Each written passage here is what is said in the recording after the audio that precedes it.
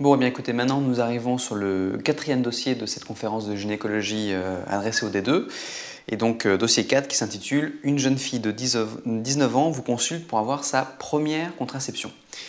Alors, la question 1, bon, c'est une question un petit peu de cours pour faire les rappels de base sur la contraception. Je vous demandais de me citer les principaux moyens de contraception disponibles actuellement. Alors, je les ai classés par moyen, par mécanisme. Donc, alors là, c'est du listing, hein, mais je pense que vous connaissez tous la contraception mécanique. Donc, qui dit contraception mécanique dit préservatif, préservatif masculin ou préservatif féminin, ainsi que le diaphragme.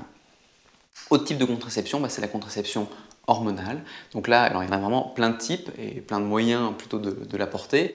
Donc il y a la contraception œstro-progestative avec un mélange d'œstrogène et de progestérone. Ça, vous pouvez l'avoir à la fois par pilule, Péros. Vous pouvez l'avoir par type d'anneau vaginal qu'on met en place dans le vagin. Vous pouvez aussi avoir des patchs. Il y a aussi la contraception microprogestative, donc qui existe sous forme de pilule et aussi sous forme d'implants que l'on peut mettre sous le bras.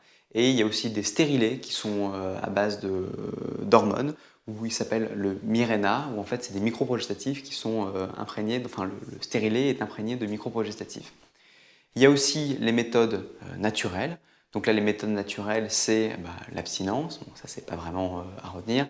Mais il y a aussi tout ce qui est la méthode Ogilotnos, la période où on contrôle, c'est l'abstinence en fait périodique.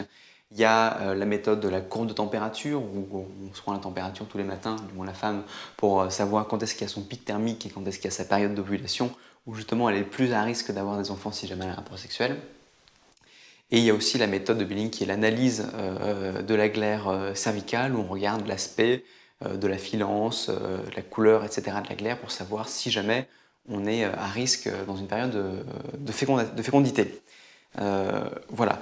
Et puis il y a aussi la contraception, je dis la contraception locale, où en fait on met un spermicide au fond du vagin dans une petite mousse qui permet de tuer détruire les spermatozoïdes au moment du rapport sexuel. Voilà. Puis après, il ne faut pas non plus oublier le dispositif intra-utérin, stérilé, au cuivre. Alors on me posait une question qui était de savoir qu'est-ce que c'était que l'anneau vaginal. Alors l'anneau vaginal, je vous ai dit, c'est en fait un anneau souple qui est imprégné en fait d'œstrogène et de progestérone que la jeune femme place au fond du vagin et qui va libérer des œstrogènes progestatifs à ce niveau-là. L'avantage, c'est de ne pas avoir à prendre la pilule tous les jours. Le moyen d'action, c'est tout simplement un blocage d'ovulation comme une pilule œstroprogestative, c'est la même chose. On me demandait aussi comment marchaient les microprogestatifs.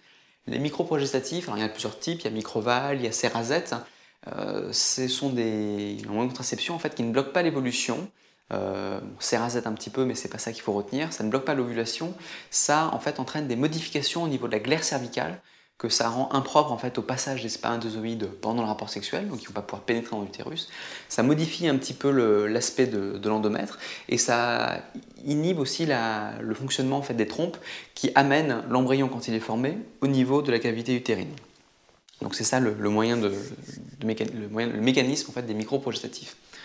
On me demandait aussi quel était l'indice de Pearl, qu'est-ce que c'était. L'indice de Pearl, c'est un moyen en fait, qui permet d'évaluer l'efficacité d'une contraception.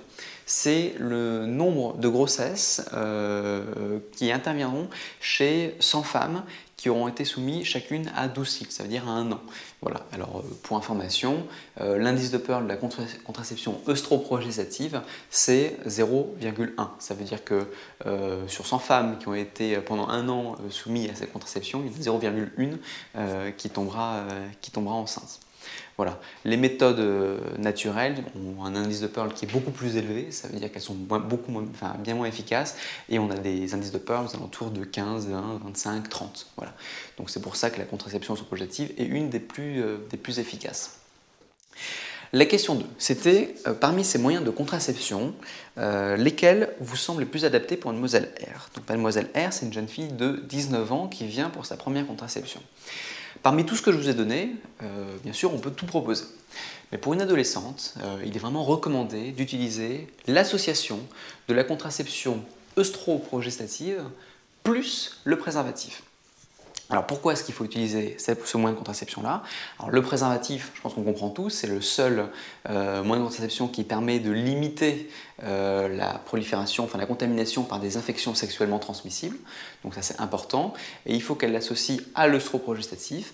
Et pourquoi œstroprogestatif plutôt que microprogestatif ou une autre contraception?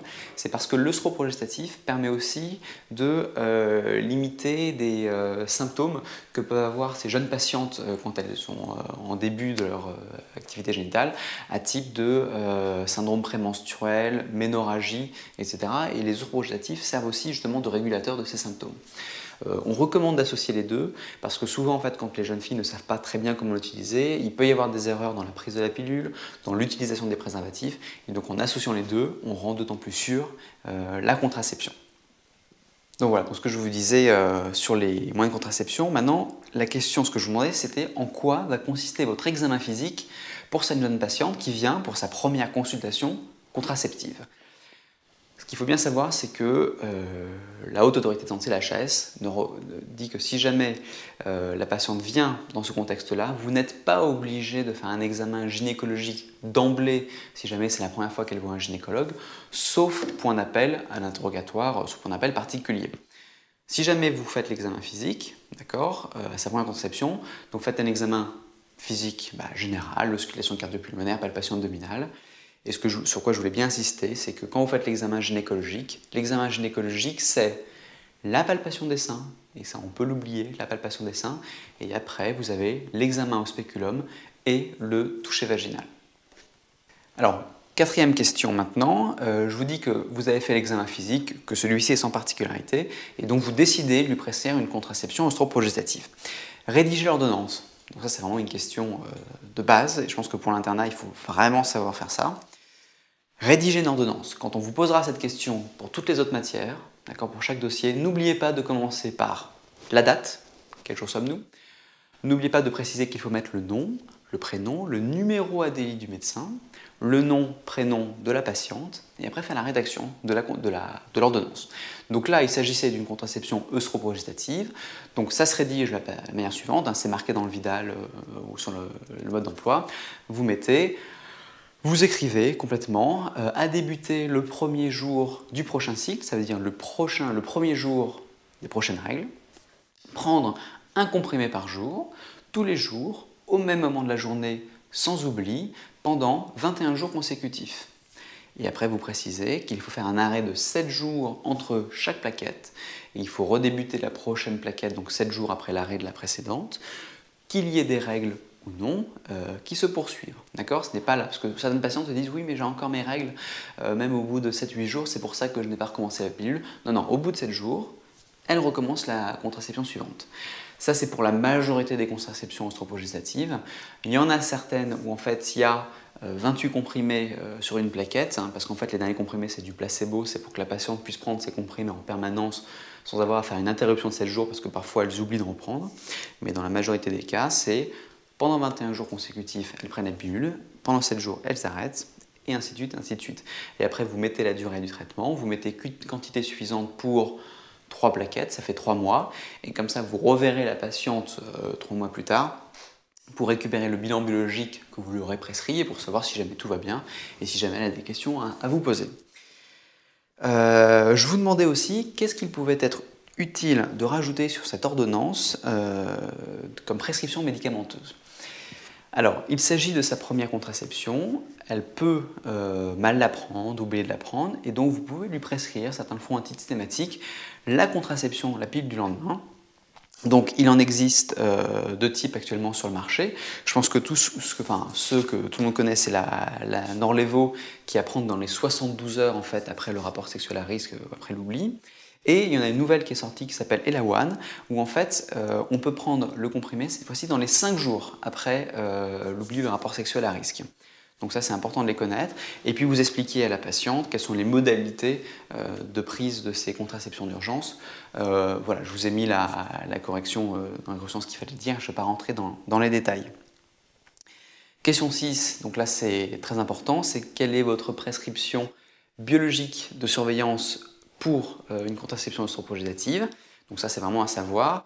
Il faut faire dans les 3 à 6 mois après le début de la contraception Systématiquement, il faut demander une glycémie à jeun et une exploration d'une anomalie lipidique avec les triglycérides et HDL et LDL. Si jamais le résultat biologique est normal, n'oubliez pas de represcrire ce bilan tous les 5 ans. Si jamais celui-ci est normal et si jamais la patiente reste sous contraception œstroprogestative. Donc n'oubliez pas. La dernière question, c'était la question 7. Elle voudrait savoir quelle va être la fréquence de réalisation de ces frottis cervico-vaginaux en ce qui la concerne, maintenant qu'elle va avoir des rapports sexuels réguliers. Qu'est-ce que vous lui répondez et de quoi vous l'informez? Eh bien, il faut lui répondre que oui, elle aura des frottis cervico-vaginaux de dépistage régulièrement.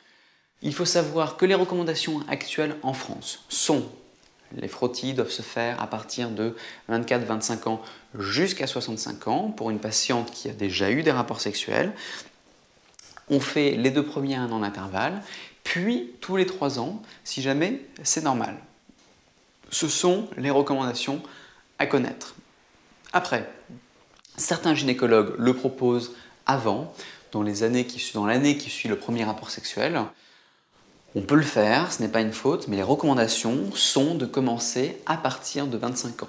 Parce que si jamais elle a un rapport sexuel et qu'elle est en contact avec le Human papillomavirus oncogène 16 ou 18, principalement, on sait que les lésions précancéreuses vont au moins mettre 5, 6, 7 ans à se mettre en place, et faire le dépistage par frottis cervico-vaginal avant, ça risque de découvrir des anomalies mais qui n'auront pas eu le temps d'évoluer ou qui peut-être tout simplement évolueront de façon favorablement et disparaîtront. Et ça les soumettre à un stress inutile. Donc c'est à partir de 25 ans. Et puis il faut l'informer que, vu son âge, elle peut bénéficier de la vaccination contre le HPV 16 et 18 sous réserve qu'elle n'ait pas eu de rapport sexuel premier rapport sexuel il y a plus d'1 an. Voilà, donc ça c'était la fin du 4e dossier.